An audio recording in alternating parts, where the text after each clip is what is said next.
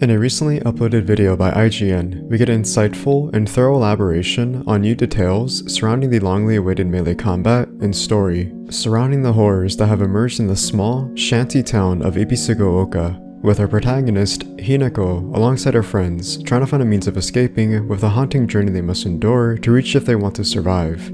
In this 12-minute trailer, we will analyze all relevant and new details that give a bit of enlightenment and context towards the very little information we've seen so far in gameplay, specifically combat, and some synopsis on the story, which unravels more about Hinako and her friends. At the beginning of the trailer, we see Hinako walking cautiously in a long, linear pathway with torii gates in a dark, pitch-black void as she carries a lantern to illuminate the darkness.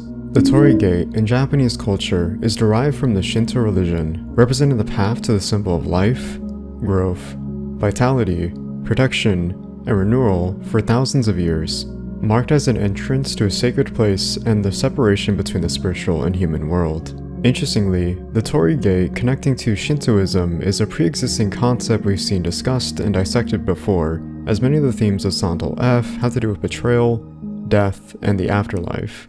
For example, allusions to the Shinto religion are with the unnamed cult, which is seen masked in the likeness of the Shinto figure, Inari. The Inari is primarily known as the protector of rice cultivation, worshipped particularly by merchants and tradesmen. The fox symbolizes both benevolence and malevolence, sometimes identified with the messenger of Inari, with statues of the fox found inside and outside shrines dedicated to the rice god. Another example of the connection to the Shinto religion is with Hinako's friend, Sakugo, who is depicted as not only an eventual boss fight in the Dark Shrine, the Otherworld, but also bears the likeness to the sun goddess. Most notably, the celestial Shinto deity, Amaterasu, is a central figure in Shintoism and is considered the celestial goddess of the sun. Her name translates to the great divinity that illuminates heaven. Sakugo dons attire that is seen as divine, holy, and angelic, with a corrupted twist amongst her appearance, as her body is heavily mutilated and demonic. A punctured hole with a key-like carving is formed inside her chest, with a crown-like sun that sits atop her head. This crown seems to serve as an allusion to the goddess Amaterasu, given the sun motif, as well as a connection to the halo of the sun, the symbol associated with the cult, the Order, seen as a literal and figurative reference. We then see a transition to the derelict town of Ibisugo-oka, seeing Hinako walk among the lonely streets without a hint of life. Interestingly, we are told that this sequence is moments after Hinako is seen running away from home after her drunk father is verbally shouting at her. This is a minor detail, but this ties back directly to the themes of fears and expectations put upon Hinako, with not only her family, but also her friends and society, giving us a hint to presumably the strained relationship with Hinako and her family, which we have yet to see. After running away from home, Hinako is tasked with navigating the maze-like city streets to meet up with her friend group. This meetup, however, only lasts shortly as we see the supernatural effects of Silent Hill purpose and manifest into reality, as the town is suddenly engulfed in fog, shrouded with violent winds and the red spider lilies. During this crescendo event, we get to see more of the fog world come into play, as we see the fog settling in and the red flowers infesting and corrupting the town in its image. This is not played out as a spectacle, however, as these environmental objects can physically harm Hinako, such as her running too close to the red flowers which will attack her and deal damage. Exploration is heavily built upon, as Hinako will not only be traversing the streets, but also roaming inside the interiors of the tatami-floored houses, with the option to walk inside with a door left open or crawl through a slightly ajar window. These houses are described to give the player a sense of safety when needing a short break from the horrors of the outside and the fog world, but also a sense of uneasiness. For example, one of the houses serves as a puzzle where the player needs to find a key to progress to the next area. Once solved, the player is dumbfounded when they unlock the door to find seemingly nothing. It isn't until they backtrack inside the house to then find a previously locked door now ominously unlocked. Inside the house, we get to see one of the health items called the yokan, a jelly-like dessert filled with red bean paste. It is described as greatly restoring health, and as an offering, likely referring to the Shinto shrine, possibly alluding to the shrine as an interactable gameplay mechanic that would be purposed as a save room area or to upgrade Hinako's health, combat abilities, etc. Next, we see the rice fields. Here, we find a mysterious note, which is told to be important as it directly ties to Hinako's character by unraveling more of her background. although in a subtle manner. Close by this note is a previously seen doll that has slowly become a subtle background detail through the trailers thus far. Likely, the doll is directly tied to the previously seen enemy called the Oi Amoi, a doll festival meant to depict the emperor, empress, and servants of the Heian period. The Hina dolls are a representation of the health and happiness of young girls. The Oi Amoi could represent suppressed desires, burdensome memories, or the corrupted innocence associated with that of childhood. Shortly after, we see the rice fields littered with scarecrows, more specifically, the Ayakashi. The term is coined from the Japanese yokai, a supernatural entity that is seen typically appearing above the surface of water. The term Kakashi, meaning scarecrow, is derived from the cultural tradition of using scarecrows as a protector of the fields, warding off crows or other pests from harvested crops. Ayakakashi may hint at the doll-like nature of the enemies and perhaps their connection to something that was once human but is now a lifeless husk, manipulated in its form, demonstrated in the unsettling, doll-like monsters resembling that of presumably Hinako's classmates. Given this context, the Ayakakashi may serve as a manifestation of Hinako's trauma with bullying and persecution from her classmates, embodied as a scarecrow-like monster to metaphorically encompass the vengeful and inhumane quality of a hateful spirit. After inspecting the Ayakakashi, we get to see gameplay of melee combat, particularly with the steel pipe. In this gameplay, we get to see the Ayakakashi has fast movements in its agility as it moves quickly when dodging or attacking. Hinako seems to have different abilities in her combat prowess, with dealing light melee combos as she swings side to side, or a heavy attack as she charges and swings downward with a powerful blow. Interestingly, we are then told that Hinako will be allowed up to 3 melee weapons in her inventory, such as the steel pipe, a baseball bat, or a knife. Guns will not be a feature, as it's excluded entirely from combat, hence the reliance on melee combat will serve as a fundamental mechanic that the player will have to get accustomed to. Speaking of melee combat, we get more input on how exactly the gameplay of melee combat will be implemented this time around.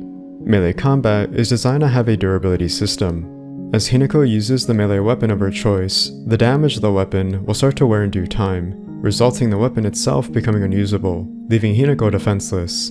Because of this, the player will have to be very resourceful when it comes to combat. While durability on breakable weapons is seen as rather a burden much of the time, this is compensated for with weapon crafting, as the game has a resource management system in which Hinako can utilize repair kits to repair the worn weapon into a pristine and usable state again. However, these repair kits are seen as rather rare and very difficult to come across.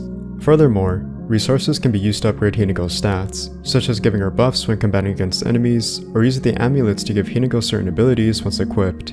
Amulets are previously seen in the Deluxe Edition promotional image, which is detailed as in omamori. Omamori are depicted as Japanese amulets or charms, sold at shrines or temples that bless the user with good luck, fortune, or protection. Furthermore, melee combat will see Hinako using light or heavy attacks, but she easily gets worn out over time, as she is depicted as fragile and limited in her physical prowess, given that she is a teenager, which gives a realistic weight and feel to the combat, which makes gameplay much more vulnerable and daunting. Reaction timing is very imperative as the enemies are very hostile and aggressive, not holding back, and will cause difficulty for Hinako. Because of this, timing a parry with a counterattack is key when it comes to melee combat, which is seen in the focus system. The focus system is integral to conserving Hinako's mental energy gauge to charge Hinako's attacks, depicted by the crescent moon alongside the health and stamina gauge.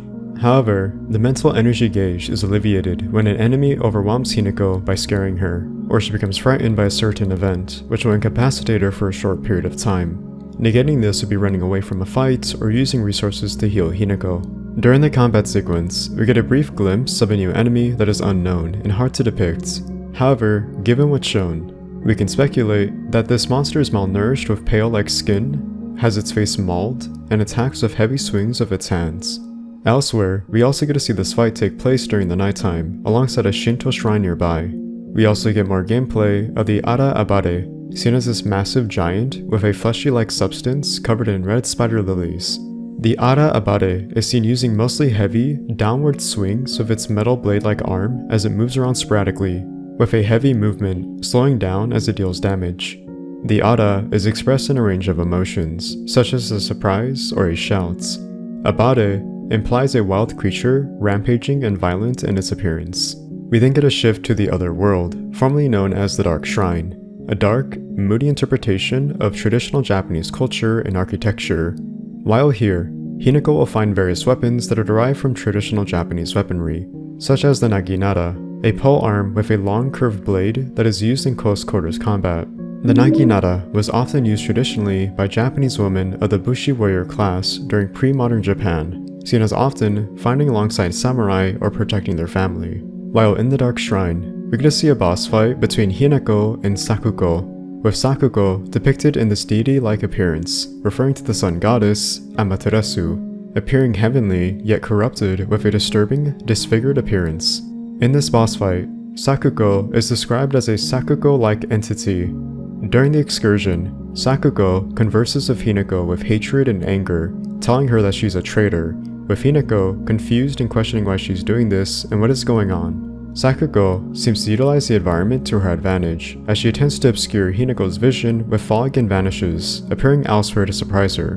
Because of the traditional setting in the Dark Shrine, Sakuko is seen equipped with a kanabo, a golden, large, heavy battling club with spikes protruding from its shaft.